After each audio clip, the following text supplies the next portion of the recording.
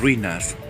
Así se puede definir tu vida en estos momentos. Solo hay ruinas en tu vida, en lo emocional, en lo económico, quizás también estás enfermo y sientes que tu vida no avanza. Pero te tengo buenas noticias, hay esperanza para tu vida. Quédate conmigo el próximo minuto.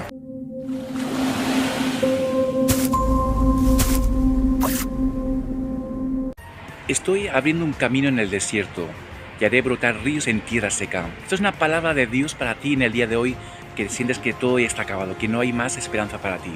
Pero sabes, para que Dios haga brotar esos ríos en tu vida seca y traiga en ese desierto florecimiento en tu vida, tienes que hacer algo. Decirle: Señor, hasta ahora he vivido lejos de ti, yo quiero que hoy reines en mi vida, en mi familia, en mis negocios, en cada área de mi vida.